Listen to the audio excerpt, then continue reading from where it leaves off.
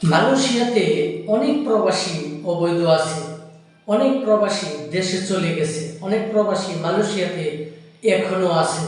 যেহেতু তার হাতে কোনো ভিসা নাই, কাগজপাতি নাই, অনেক প্রবাসীর হাতে পাসপোর্টও নাই। এই কারণে অনেক প্রবাসীরা মালয়েশিয়াতে খুবই কষ্টে দিন যাপন করছে, দিন কাটাচ্ছে। অনেক প্রবাসীরা দেখা যাচ্ছে যে ভিসার কারণে অনেক জায়গায় কাজও পাচ্ছে না। যেহেতু বাংলাদেশ থেকে বৈধ পথে মালয়েশিয়াতে আসছিল, যে কোম্পানির নামে আসছিল সেই কোম্পানিতে কিছুদিন কাজ করার পরে দেখা যাচ্ছে সেখানে বেতন দেয় না, বেতন অল্প, দেশে 5 লক্ষ 6 লক্ষ টাকা দিয়ে ঋণ করে মালয়েশিয়াতে আসছে। অনেক প্রবাসী দেখা যাচ্ছে যে কোম্পানি থুইয়া আর একটা কোম্পানিতে যায় কাজ করে পালিয়ে গেছে, ভাইয়ে গেছে। এইরকম অনেক প্রবাসী মালয়েশিয়াতে আছে। যেহেতু মালয়েশিয়াতে এইরকম মানুষ বহুত আছে, অনেক মানুষ দেশেও চলে গেছে। যেহেতু মালয়েশিয়াতে 2 বছর 3 বছর পর পর মালয়েশিয়াতে অবৈধ প্রবাসীকে বৈধতার একটা সুযোগ দেওয়া থাকে। যেহেতু এই মুহূর্তে সেই সুযোগটা দেওয়ার কথা, তারপরেও এখন অনেকে লেট করছে যে এই মুহূর্তে দিচ্ছে না।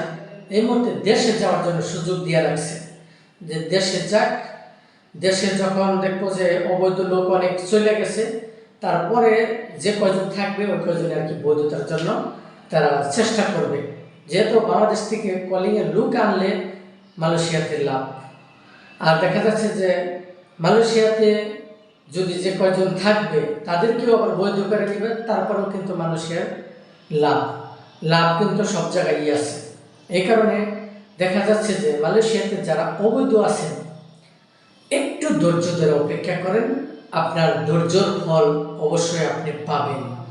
যেহেতু মালয়েশিয়াতে অনেক প্রবাসী কষ্টে দিন কাটাচ্ছে, অনেক প্রবাসী দেখা যাচ্ছে যে 3 বেলা খাইয়ে না খেয়ে দিন যাপন করছে, এরকম প্রবাসী আছে। আর অনেক প্রবাসী আছে দেখা যাচ্ছে যে তারা মাসে 5,000 রিঙ্গিত, 6,000 রিঙ্গিত, 7,000 রিঙ্গিত, 8,000 রিঙ্গিতও কিন্তু কামাইতেছে এই মালয়েশিয়াতে। একজনে খাইতে পাচ্ছে না, আরেকজনে কিন্তু বেতন 8-10,000 রিঙ্গিত কামাচ্ছে। এরকম কিন্তু অনেক মানুষ আছে। একটা কথা চিন্তা করবেন যে হাতের আঙ্গুল আসলে 5টা সমান না, সমান না।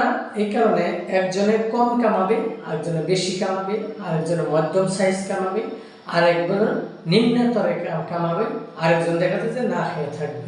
এইরকমই কিন্তু আসলে মালয়েশিয়াতে হয়ে থাকে। যারা অবৈধ আছেন মালয়েশিয়াতে তারা একটু ধৈর্য ধরে অপেক্ষা করেন, আপনার ধৈর্যের ফল অবশ্যই মিষ্টি হবে। যেহেতু মালয়েশিয়াতে এখন বৈধতার একটা সুযোগ দেওয়ার জন্য তারাও কিন্তু উৎপাদিত রয়েছে। সুযোগ দিলে অবৈধ প্রবাসীরা বৈধ হবে, কিন্তু বৈধ হতে হলে দেখা যাচ্ছে যে মালয়েশিয়াতেও তাদেরকে কিন্তু লাভ হচ্ছে। অবৈধ লোক বৈধ হলে কিন্তু টাকা দিতে হচ্ছে, জরিমানা দিতে হচ্ছে, সব কিছু দিতে হচ্ছে, কিন্তু এটা কিন্তু লাভ কার? মালয়েশিয়াতে লাভ। এই কারণে আপনারা দেখা যাচ্ছে যে যারা অবৈধ আছেন তারা একটু ধৈর্য ধরে অপেক্ষা করেন, ধৈর্যের ফল অবশ্যই মিষ্টি হবে ইনশাআল্লাহ।